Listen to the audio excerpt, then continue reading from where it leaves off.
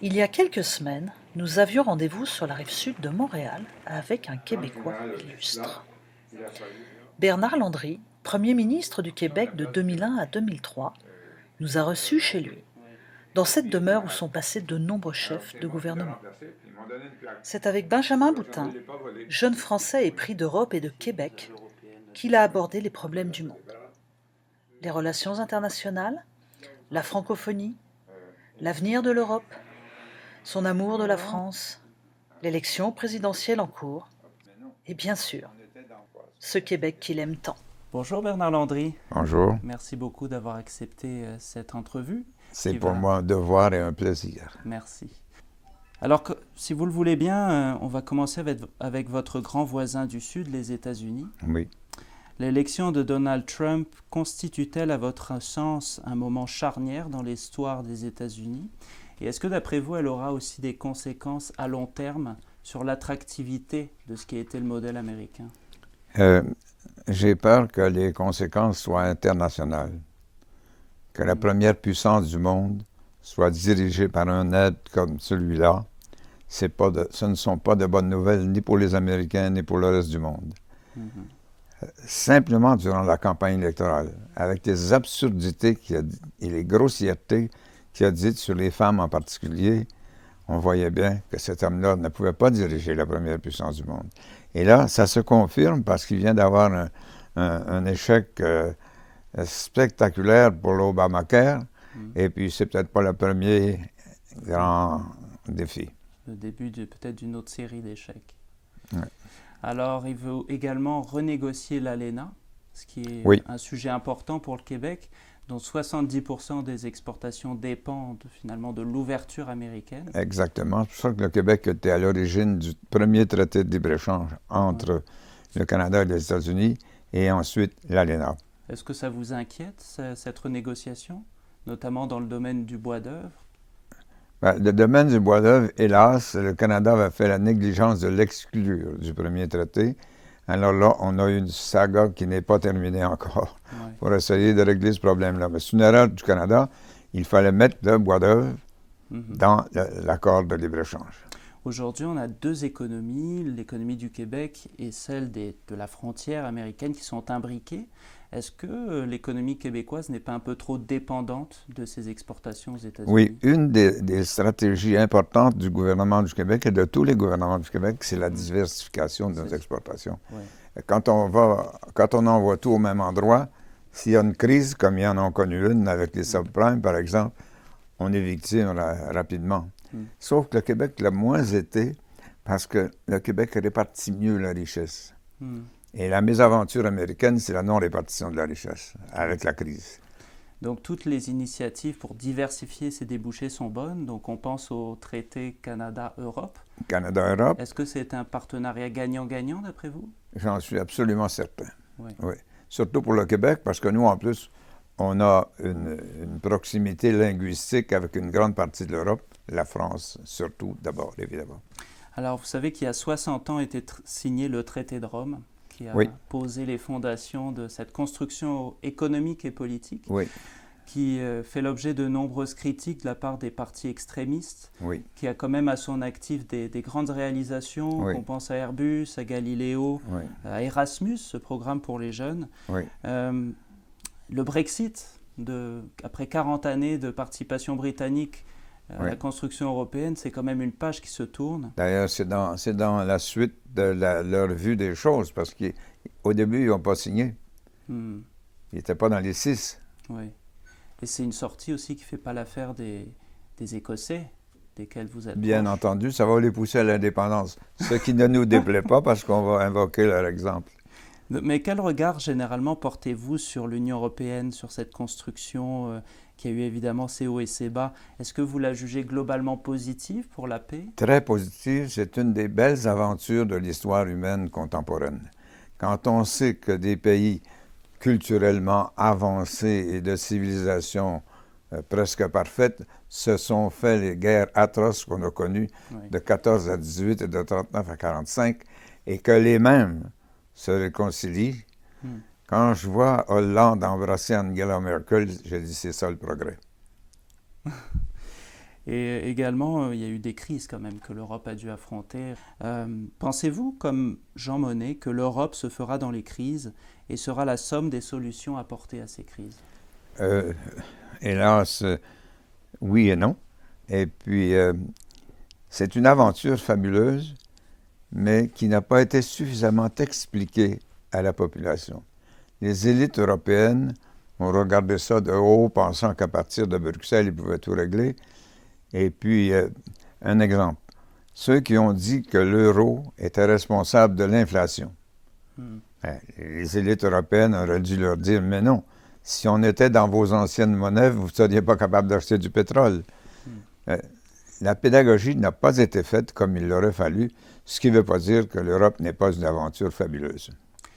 Et en dehors de l'Europe, le monde traverse aussi une zone de turbulence.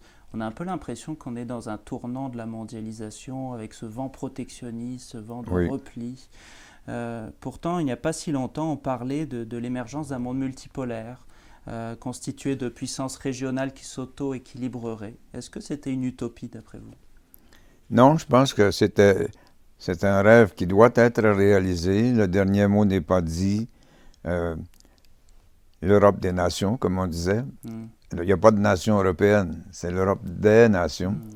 Et pour l'équilibre du monde, les nations qui peuvent être libres ont le devoir de l'être pour participer à ce qu'on appelle le concert des nations et le diversifier. Alors, on a assisté aussi à l'ascension de la Chine qui a été fulgurante. La Russie également a des aspirations, des ambitions géopolitiques fortes. Faut-il craindre le réveil des hostilités entre puissances? Je ne crois pas. Actuellement, les hostilités qui se produisent sont surtout géographiques, même religieuses, mais ça n'a rien à voir avec 14-18 ou 39-45.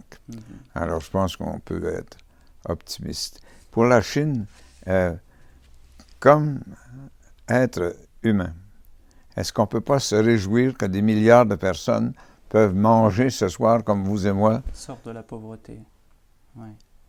La lutte à la famine, par exemple, a été gagnée par la Chine à cause de l'ouverture des frontières. Alors, on va passer à la deuxième partie de notre conversation qui porte sur les relations internationales du Québec et la francophonie. L'affirmation du Québec sur la scène internationale s'est faite dans la mouvance de la Révolution tranquille. Vous avez été un grand témoin de cette affirmation.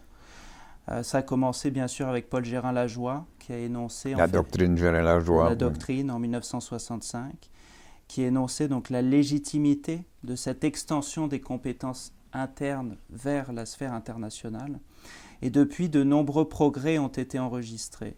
Vous êtes aussi à l'origine de la première politique internationale, l'énoncé que vous avez rédigé sous le gouvernement Johnson. Le Québec dispose à présent d'un réseau de 28 représentations à l'étranger. Déjà, oui. Dont une, Paris, qui bénéficie d'une reconnaissance diplomatique complète. C'était la première. Ça, c'est l'œuvre du général de Gaulle. C'est ça. Et le Québec est présent à l'OIF, on va en reparler, et à l'UNESCO. Il a réussi à mobiliser... l'UNESCO, strapontin. Un strapontin. On n'est pas vraiment membre. Mais... Il est membre de la délégation canadienne. Oui. Et grâce à Louise Baudouin, dont on évoquait tout à l'heure l'action, le Québec a réussi aussi à mobiliser ses partenaires pour faire adopter la Convention de 2005 sur la diversité des expressions culturelles. Donc, comment analysez-vous en fait cette évolution alors que le ministère des Relations internationales et de la francophonie fête ses 50 ans cette année? Malgré les obstacles qu'il y a pu avoir, est-ce que vous êtes fier de ces réalisations? Oui, on aurait pu aller beaucoup plus loin, mais ça, c'est le peuple qui n'a pas décidé de choisir l'indépendance. On a fait des progrès, c'est vrai. Mais le gouvernement du Canada se bat bec et ongles contre la relation internationale du Québec. Il n'y a rien qu'ils ne nous ont pas fait pour nous empêcher de rencontrer des chefs d'État étrangers. Ils ont mobilisé leurs diplomates pendant des semaines, mais dans bien des cas, on les a battus. Et le chef d'État étranger a décidé qu'il nous recevrait, quelles que soient les protestations canadiennes. Il y a même un sénateur américain qui a dit « La seule raison d'être de la diplomatie canadienne, c'est de combattre l'influence internationale du Québec. » Mais est-ce qu'il n'y a pas quand même une diplomatie québécoise de facto? Je pense au rayonnement dans le domaine culturel avec des artistes de renommée mondiale, Céline Dion, Robert Lepage, le Cirque du Soleil. Je pense aussi à cette hydroélectricité propre qui fait du Québec un modèle. Effectivement aussi au modèle coopératif, dont le Québec est un chef de file à l'échelle internationale. La moitié du commerce bancaire au Québec est fait par une coopérative. Donc beaucoup d'atouts à faire valoir sur la scène internationale. Ah, fantastique. Sur le plan social et sur le plan économique. Le Québec fait partie des 30 premières puissances économiques du monde avec 8,5 millions d'habitants. Et des habitants qui se sont ouverts aussi beaucoup sur le monde depuis les années 60. Exactement. Grâce à la télévision, aux échanges, à la radio. Et puis avec les Américains, il y a une explication historique aussi. On n'a jamais été anti-américains. C'est nos voisins du Sud et puis on les a toujours bien traités. Et eux aussi. Une des raisons, c'est qu'on a perdu la moitié de notre population à cause d'une erreur de notre colonisateur britannique. Et la moitié des Québécois sont partis vivre aux États-Unis. Il y a plus de descendants de Québécois aux États-Unis actuellement qu'ici. Enfin, ou à peu près la même chose. Ouais. C'est toute une aventure. Tout un exode qui a eu lieu, qui a divisé la population en deux, finalement. Ce qui est arrivé, c'est que les Britanniques, nos colonisateurs, ont fait une erreur monstrueuse. Lors de la guerre de sécession, ils ont pris fait et cause pour les esclavagistes, pour le Sud. Et c'est les Yankees qui ont gagné. Ça n'a rien à voir avec le baseball. Et puis, là, les Américains leur en ont voulu, évidemment, par la suite, à eux et à leur colonie. Et nous étions une de leurs colonies. Alors, le Québec demeure le foyer de la francophonie en Amérique du Nord? Ah, absolument. Ça, c'est indéniable. C'est également à Québec que siège le Centre de la francophonie des Amériques, qui a de nombreuses actions. Oui. Vis-à-vis de la Louisiane, d'Haïti, des Antilles françaises. Quel avenir prédisez-vous à la francophonie des Amériques? Parce qu'il y a également cette notion qu'on ne rappelle pas assez, c'est celle du transfert générationnel de la langue française. Et au Canada, seul un enfant sur 3, dont l'un des 2 parents parle français, va se voir transmettre la langue française. C'est vrai. Et le Canada a conçu une constitution dont l'objectif principal était d'édulcorer la nation québécoise. Alors, le multiculturalisme, là, dont les premières victimes sont les immigrants eux-mêmes, c'était conçu pour édulcorer le Québec dans le Canada. Et le Québec, aux yeux de notre premier ministre du Canada, il ne reconnaît même pas le Québec comme nation. C'est comme nier la rotondité de la Terre. Si le Québec n'est pas une nation, il n'y en a pas d'autre. On célèbre aussi cette année un autre anniversaire, celui des 40 ans de la loi 101, la fameuse charte de la langue française. C'est ce qui a sauvé la langue française au Québec. Le pensez-vous? Oui. Est-ce que c'est cette politique volontariste qui a sauvé la langue française ou c'est aussi la natalité? Ah non, c'était très volontaire. Pendant longtemps, la natalité nous a sauvés. On appelait ça la revanche des Verseaux. Oui. Et puis, ça s'est effondré. On a été les gens les plus prolifiques du monde en matière de natalité pendant des années. Dans mon village natal, il y avait des familles de 22, 23 enfants. Mais ça s'est effondré avec la modernité, la Révolution tranquille, le retrait de la religion catholique. Et là, on a eu d'autres genres de défis, et la loi 101 nous a permis de les affronter. Et pensez-vous qu'aujourd'hui, il y aurait d'autres mesures à prendre dans le prolongement de cette loi, ou qu'elle constitue un aboutissement indépassable? Non, d'abord, il faut dire que la Cour suprême du Canada a combattu la loi 101 tant qu'elle a pu le faire. C'est-à-dire qu'une loi, par exemple, adoptée par 125 députés sur 125 à notre Assemblée nationale, donc tout parti confondu, est contestée à Ottawa devant la Cour suprême, et 9 juges de la Cour suprême peuvent annuler des éléments votés par 125 députés québécois et québécoises à l'unanimité. Alors parlons francophonie internationale aussi, parce que cette construction institutionnelle a été un tremplin pour le Québec, pour son ouverture au monde. Évidemment, oui. On a eu aussi des Québécois qui ont été des architectes, si on pense à Jean-Marc Léger, à Clément Duhem, même Jean-Louis Roy. Jean-Louis Roy. Alors,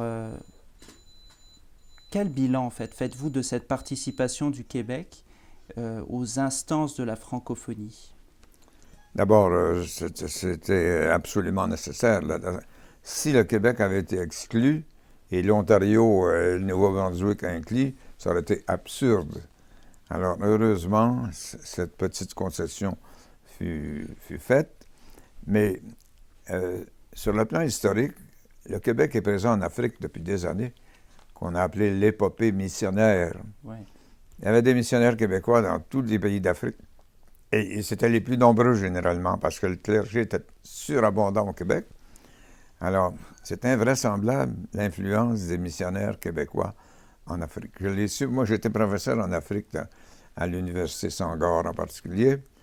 Et puis, il y avait de mes étudiants qui disaient « Moi, monsieur, je connais toutes les villes du Canada. » Ils disaient Rimouski, Chicoutimi, Montréal, Saint-Georges-de-Beauce. C'est juste le Québec. Mais ça, c'est les missionnaires qui leur avaient enseigné ça. Et à l'Université Saint-Georges, il me semble qu'il y a un amphithéâtre qui porte le nom de Paul Desmarais. Exactement. Le principal amphithéâtre. L'influence. Et ça m'a ému quand j'ai vu ça. Je n'étais pas un partisan des idées de Paul Desmarais, au contraire, mais on s'entendait relativement bien. Et j'ai été ému quand j'ai vu, en arrivant à l'Université Senghor, qu'un amphithéâtre aussi spectaculaire se nommait Paul Desmarais. Pensez-vous que la francophonie va pouvoir répondre aussi à l'accroissement démographique en Afrique, à toutes ces attentes qu'il y a de mobilité? Oui, mais c'est ça qui va nous sauver. Ouais. Si on joue bien la partie, les locuteurs francophones vont être beaucoup plus nombreux en Afrique que partout ailleurs. C'est déjà le cas. Ce sera une chance aussi pour la francophonie. Absolument. C'est l'Afrique qui va sauver la langue française. Alors passons à la dernière partie de notre conversation qui porte sur la relation France-Québec ou Québec-France selon le bout par laquelle on la prend, en commençant par ce regain d'intérêt des jeunes Français pour le Québec. Alors ils sont nombreux à venir y étudier, y travailler, parfois s'y installer. Les habitants du plateau Mont-Royal en savent quelque chose. Oui. Et 3 siècles et demi après l'arrivée des filles du roi, comment percevez-vous cet élan migratoire? D'abord, il y a eu une période de refroidissement et de rancœur, si je puis dire. On avait l'impression d'avoir été abandonné par la France. Mais tout ça s'est corrigé et pratiquement en un après-midi. Ah oui. Quand le général de Gaulle a dit « Vive le Québec libre », toute l'atmosphère a changé. Et par la suite, pour la diplomatie, la délégation générale du Québec à Paris qui a un statut diplomatique. Et c'était vraiment un changement affectif considérable des Québécois vis-à-vis de la France. On avait coutume de dire nos cousins français, et là on dit nos frères et sœurs de France. Mm-hmm. Donc ça, c'est un autre anniversaire, Bernard Landry. Ça fait 60 ans cette année que le général de Gaulle a prononcé cette fameuse phrase au balcon de l'Hôtel de Ville de Montréal. Fantastique, oui. Et ça fait également 60 ans que le Québec a signé sa première entente internationale avec la France. Oui. Alors, depuis, on a eu une coopération qui s'est développée à tous les niveaux de la société. On a 2 sociétés qui coopèrent dans quasiment tous les secteurs d'activité, plus de 100 projets annuellement, des rencontres alternées de premiers ministres. Donc, nous sommes en présence d'une relation bilatérale qui est exceptionnelle. Seule l'Allemagne bénéficie peut-être en France du même niveau de coopération avec ces rencontres alternées des premiers ministres. Mais est-ce à dire que nous sommes arrivés à l'acmé de cette relation, qu'il n'y aurait pas une nouvelle frontière en fait de cette coopération? Quelle serait la nouvelle frontière de la coopération France-Québec? Je pense d'abord qu'elle est exceptionnelle. Il n'y a pas de nation au monde qui sont aussi rapprochées que la France et le Québec. C'est une bonne nouvelle pour les deux d'ailleurs. Oui. À tous égards, dans mes classes à l'université, j'ai plein de Français, Plateau Mont-Royal, l'accent du 16e arrondissement de Paris, et ainsi de suite. Ça a influencé de façon fantastique notre gastronomie. Parce qu'avec la conquête britannique, on s'est mis à manger et à boire comme eux. Oui. Erreur profonde. Mais avec la Révolution tranquille, la gastronomie a joué un rôle extraordinaire. La Société des alcools du Québec est le client le plus important des vignobles français. Et maintenant, on boit et on mange comme les Français, et tant mieux pour nous. Donc c'est ce que vous retenez de notre coopération, c'est la gastronomie? Non, mais il y a beaucoup d'autres choses. Toutes les multinationales françaises sont ici. Oui. Peut-être le long de la route, là, vous avez vu, là, les grandes multinationales françaises sont installées au Québec et les grandes multinationales québécoises sont installées en France. Bombardier fait beaucoup de choses en France. Et peut-on aller plus loin sur le plan politique? Pardon? Peut-on aller plus loin sur le plan politique? Oui, mais évidemment, les fédéraux ont l'œil là-dessus, mais on peut aller plus loin. Et on y va tranquillement. C'est dans la nature des choses. Oui. C'est incroyable, mais moi, j'ai fait des études en France, à Sciences Po, rue Saint-Guillaume. Et puis, mes enfants connaissent les enfants de mes camarades de Sciences Po. Et là, c'est rendu aux petits-enfants qui connaissent les petits-enfants. Ouais. Alors, c'est une amitié durable et qui ne va pas reculer. Mais est-ce qu'il y a le même engouement de la part des jeunes Québécois pour la France qu'avant? J'ai l'impression que cet engouement diminue un peu.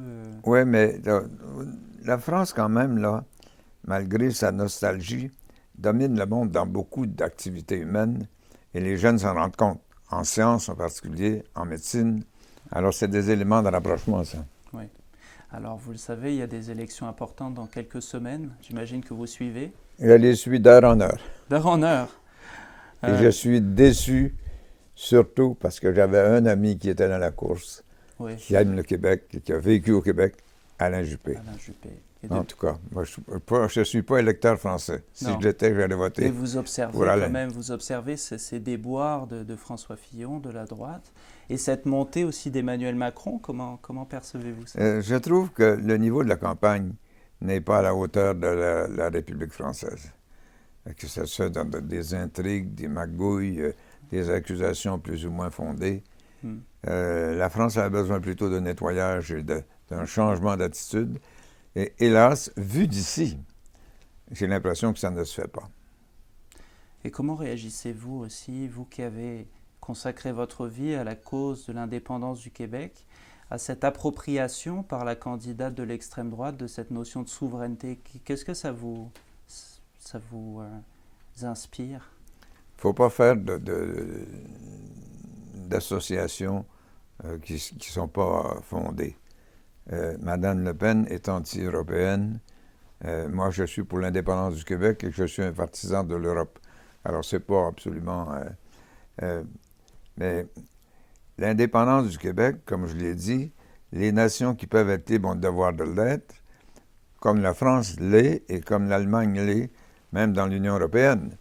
Alors, je pense que Marine Le Pen, de ce point de vue-là, n'a pas de support au Québec.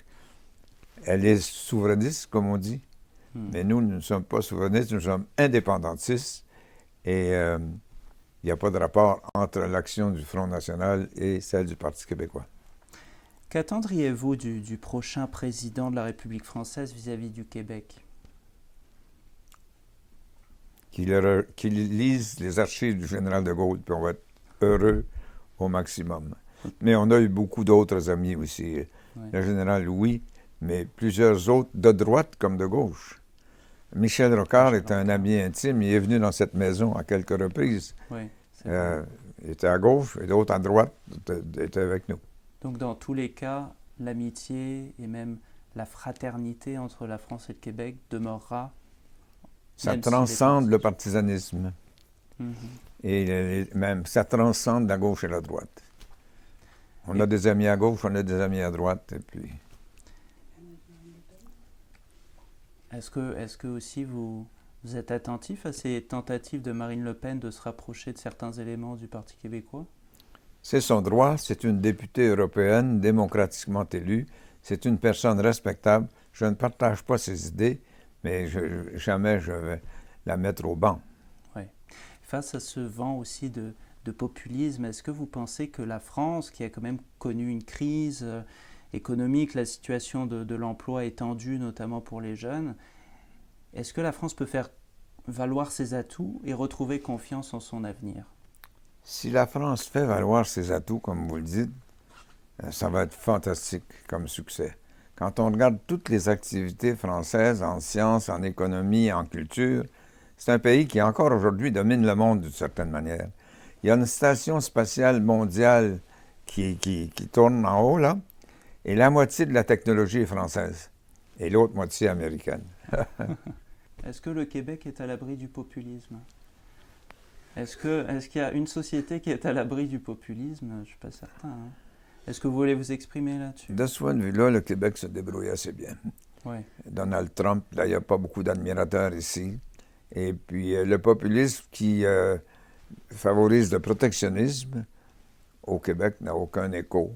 C'est le libre-échange. C'est le Québec qui... Le Québec est à l'origine du libre-échange entre le Canada et les États-Unis et avec le Mexique, enfin. Et pourquoi avez-vous toujours été justement partisan du libre-échange? Parce qu'aujourd'hui, c'est même un concept qui est remis en cause. Est-ce qu'il y a plus d'avantages au libre-échange qu'il y a d'inconvénients? Bon, d'abord, le fait que je sois québécois explique en grande partie ce choix. Oui. Nous sommes 8,5 millions de Québécois et de Québécoises. On agit de façon assez éblouissante dans plusieurs secteurs de production économique et on exporte 50% de tout ce qu'on produit et ce 50% va pour 70% aux États-Unis. Alors, être québécois et protectionniste, c'est être suicidaire. Il y a 30% des emplois qui dépendent des exportations au Québec. Oui, évidemment. C'est considérable. Bombardier n'existerait pas pour vendre des avions au Québec. Merci beaucoup Bernard Landry pour cette conversation. Ça m'a fait grand plaisir.